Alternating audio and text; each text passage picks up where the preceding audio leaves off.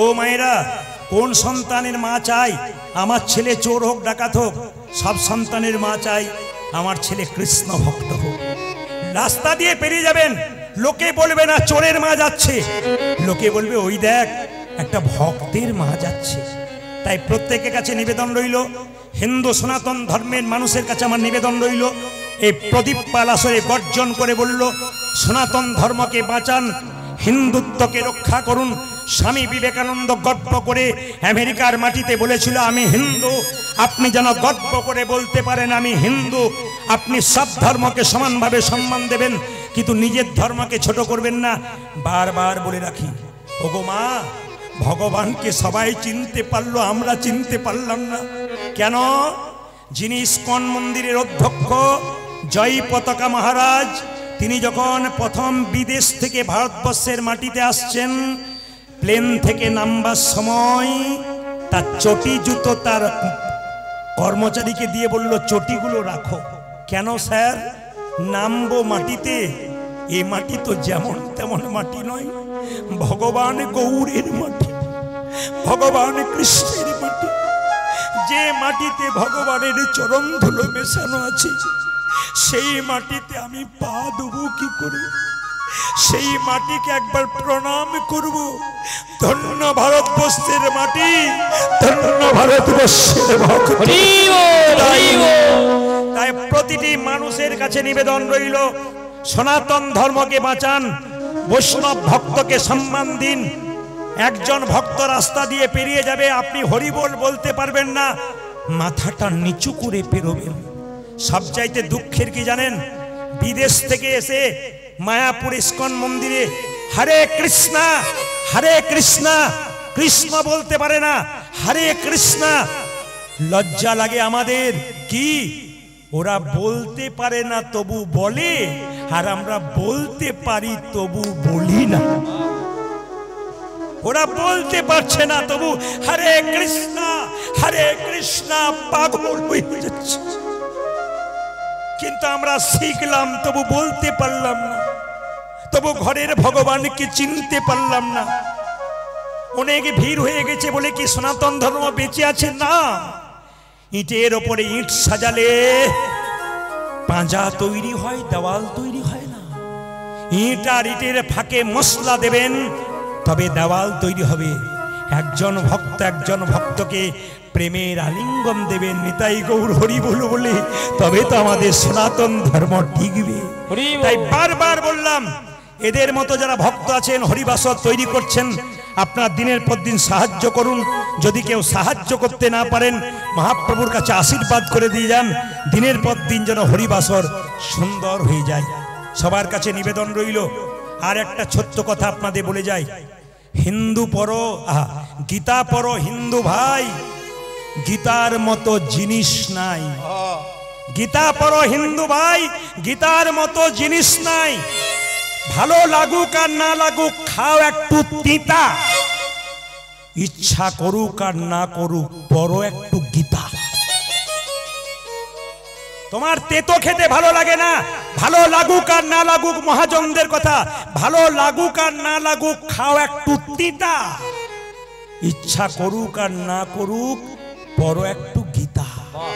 অনেকে প্রশ্ন করবেন, প্রদীপ বাবু গীতা পড়তে তো বলছেন, শ্লোক উচ্চারণ হয় না, ভুল বলে ফেলি, অপরাধ হবে না?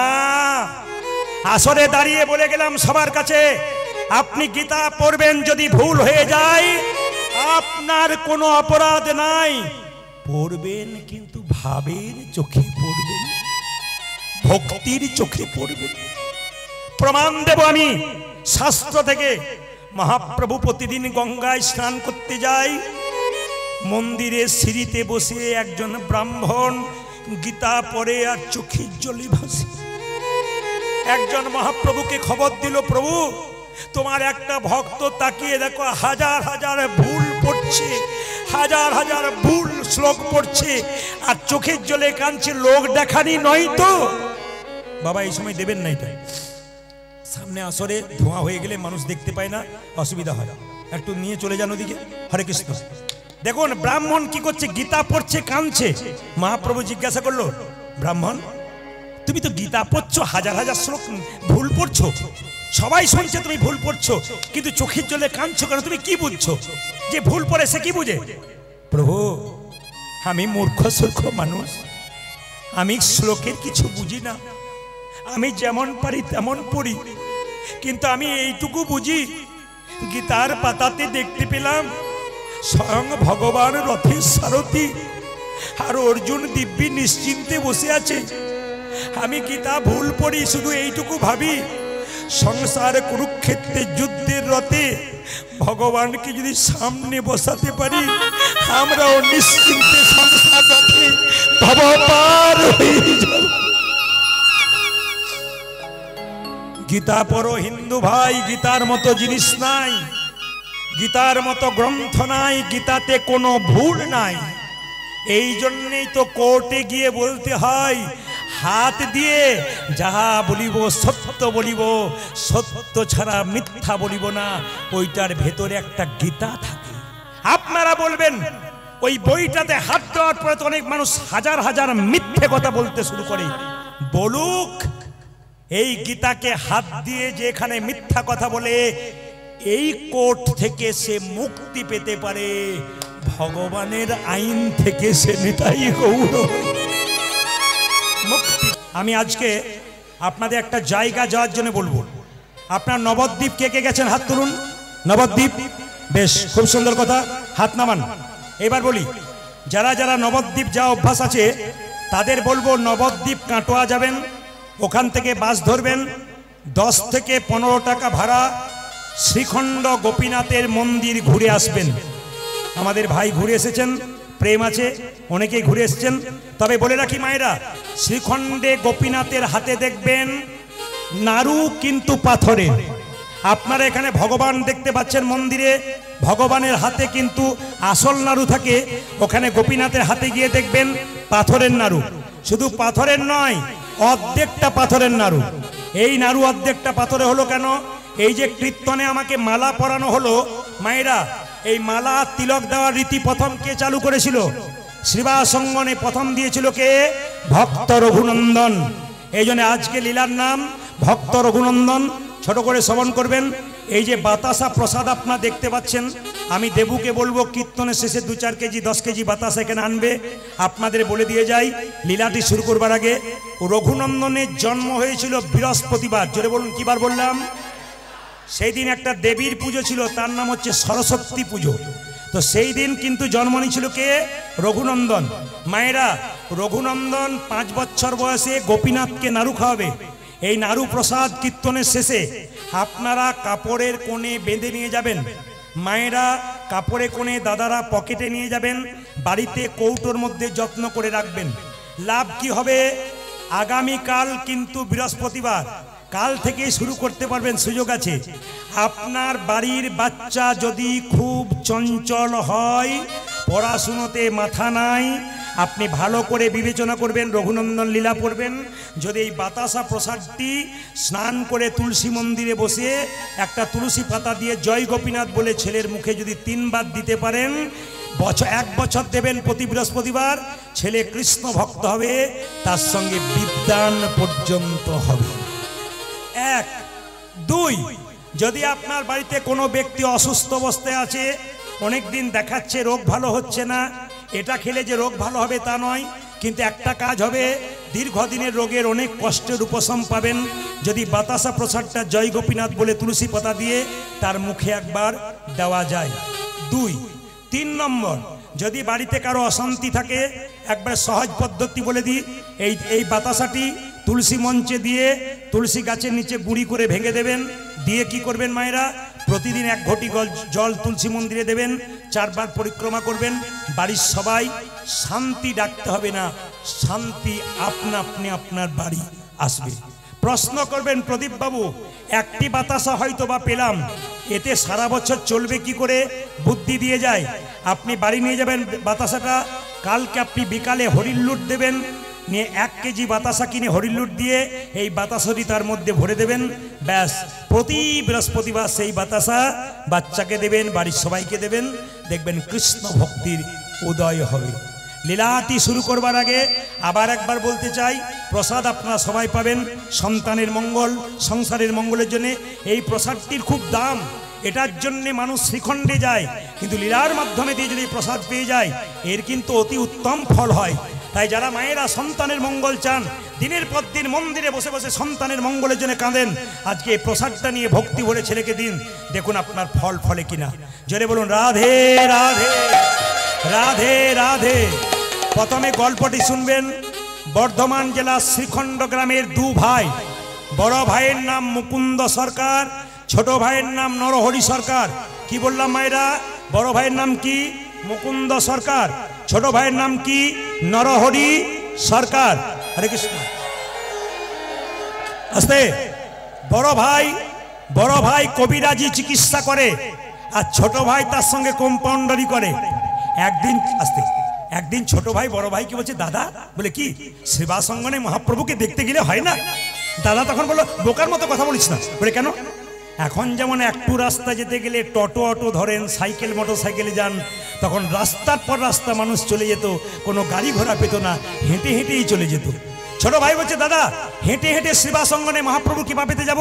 বড় ভাই বলছে, শোন, পা ফুলে যাবে, যেতে পারবি না। ছোট ভাই বলছে, দাদা সাধুগুরু বৈষ্ণবের মুখে শুনেছি যে হরিনাম করতে করতে রাস্তা দিয়ে যায় তার রাস্তা অনেক খাটো হয়ে যায়, চলো না দাদা, তুমি আগে আগে যাবে, আমি পেছন পেছন যাব। কি জন্যে? বললাম তো, মহাপ্রভুর আশীর্বাদ নেব, কৃপা নেব, মহাপ্রভুকে দেখব। দু ভাই মিলে চললো কোথায় মা? শ্রীবাসঙ্গনে মহাপ্রভুকে দেখবার জন্যে। জোরে বলুন। বড় ভাইয়ের নাম কি?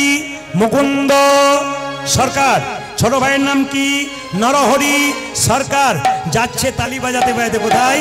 সেবাসঙ্গনে। আগে যাচ্ছে মুকুন্দ, পেছনে নরহরি। কৃষ্ণ কেশব কৃষ্ণ কেশব কৃষ্ণ কেশব তাই নাম, রাম রাঘব রাম রাঘব রাম রাঘব। এইদিকে মায়েরা, আপনি সোনার বালা দোকানে বিক্রি করতে যাবেন, স্বর্ণকার পরীক্ষা করে দেখবে এর মধ্যে কতটা খাদ আছে, কতটা সোনা আছে। আপনি যখন ভগবানকে ডাকবেন তখন দেখবেন আপনার ঘর ফুটে জল পড়ছে, তখন দেখবেন আপনার বুকে ব্যথা হয়েছে, নইলে শরীর খারাপ হয়েছে, নইলে বাড়িতে কোনো অশান্তি হচ্ছে। অনেকে দেখবেন পাগলামি করে বলে আর ভগবানকে ডাকবো না, কিন্তু ভগবান পরীক্ষা করে দেখে এ যে আমাকে ডাকলো, একে আমি ধাক্কা মেরে দেখলাম এ কতখানি আমার, তাই দেখব। তবে মায়েরা বাবারা শুনে নিন, যারা কৃষ্ণ ভক্ত হয়েছেন তাদের জন্য বলে রাখি, হরিনাম করলে মাঝে মাঝে কষ্ট পাবেন, কিন্তু সরে যাবেন না। কষ্ট পেলেও ভগবানকে ডাকবেন। কেন? আমাকে অনেকে প্রশ্ন করে, প্রদীপ বাবু কত মস্তান রাস্তা দিয়ে পেরিয়ে যাচ্ছে, বুক ঠুকে ঘুরে বেড়াচ্ছে, বুক ফুলিয়ে ঘুরে বেড়াচ্ছে, এদের কোনো রোগ নাই, জ্বালা নাই, লোক ঠকাচ্ছে, মারছে, ধরছে, এদের কিছু হচ্ছে না। যারা কৃষ্ণ ভক্ত তাদের এত কষ্ট হয় কেন? আমি তাদেরকে একটা উত্তরেই শেষ। কি? ভগবান মানুষের জন্মের পর দুটো করে কলসি দিয়েছে, একটা পাপের কলসি, একটা পুণ্যের কলসি। যে মস্তানি করছে, লোক ঠকাচ্ছে, ওর পাপের কলসিটা এখনো পূর্ণ হয় নাই। পূর্ণ হয়ে গেলে ভিখারির মতো রাস্তায় তাকে ঘুরে বেড়াতে হবে।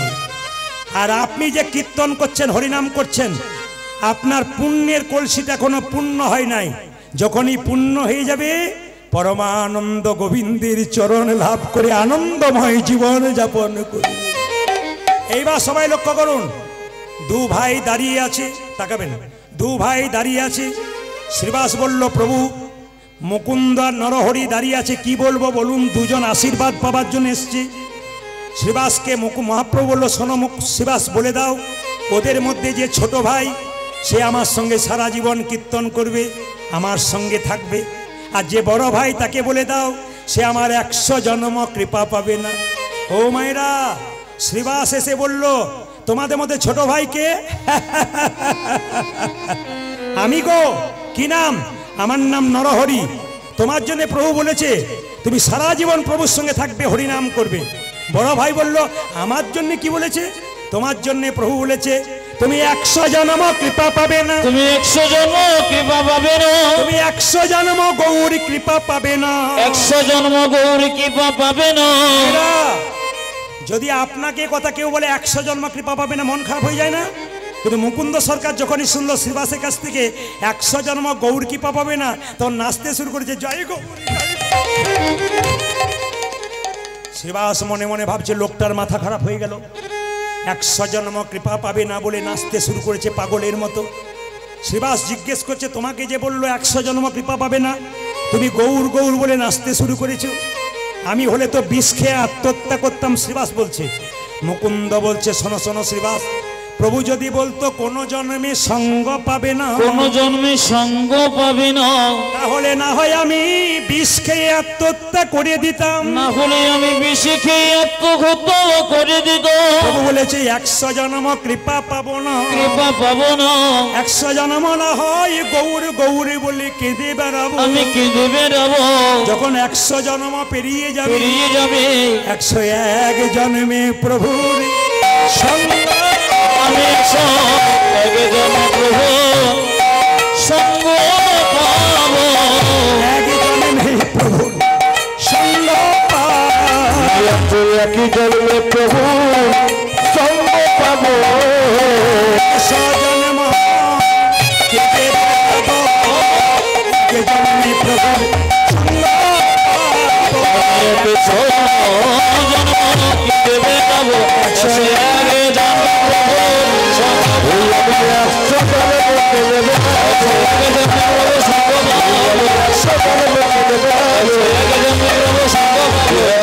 1 জন্মে প্রভুর সঙ্গ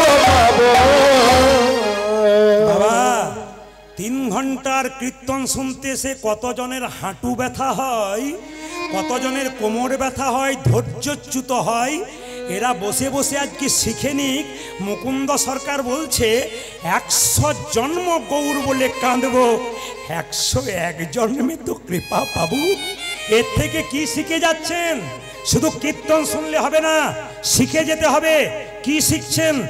কেউ যদি ধৈর্য ধরে ভগবানকে ডাকতে পারে, নাম শুনতে পারে, তার জীবনে লাভ হয়। রামকৃষ্ণদেব বলেছেন, ধৈর্য যার ভগবান তার, ধৈর্য যার নাই ভগবান তার নাই।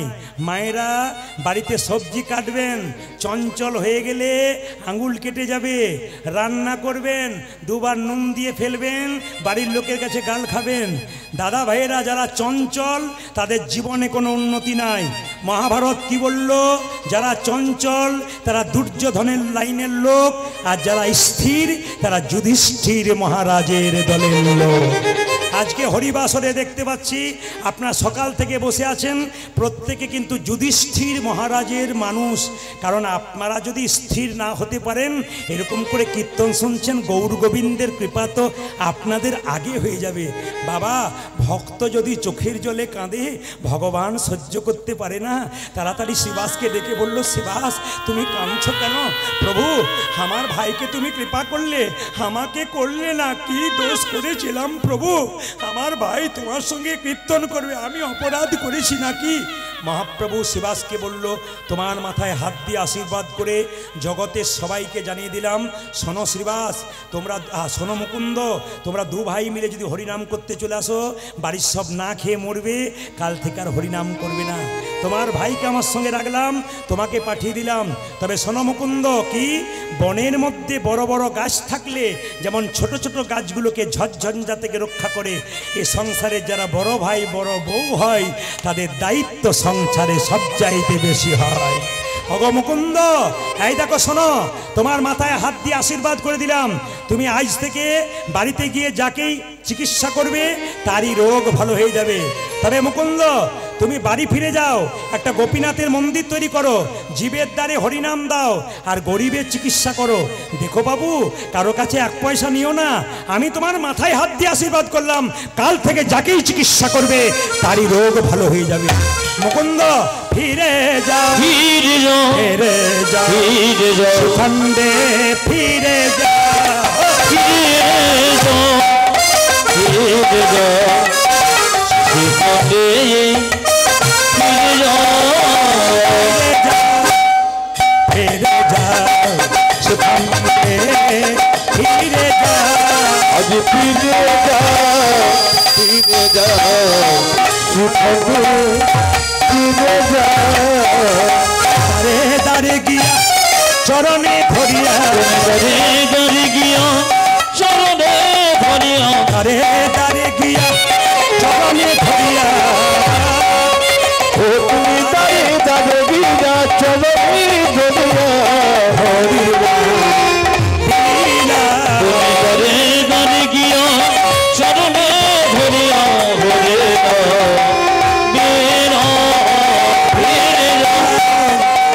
ফিরে যাও শিখরে ফিরে যাও ফিরে যাও ফিরে যাও শিখরে ফিরে যাও মহাপ্রভুর আজ্ঞা পাইয়া মুকুন্দ চলিলা মুকুন্দ চলিলা মহাপ্রভুর আজ্ঞা পাইয়া মুকুন্দ চলিলা মুকুন্দ চলিলা মহাপ্রভুর আজ্ঞা পাইয়া মুকুন্দ চলিলা মুকুন্দ চলিলা মহাপ্রভুর আজ্ঞা পাইয়া মুকুন্দ চলিলা মুকুন্দ চলিলা শিখন্দ প্রাণেতে শিখন্ড গ্রামেতে আছি শিখন্দ প্রাণেতে আসি শিখন্ড গ্রামেতে আছি উপনীত হইলা উপনীত হইলা শিখন্ড গ্রামেতে আছি উপনীত হইয়া উপনীত হইয়া বলো বলো হরি বল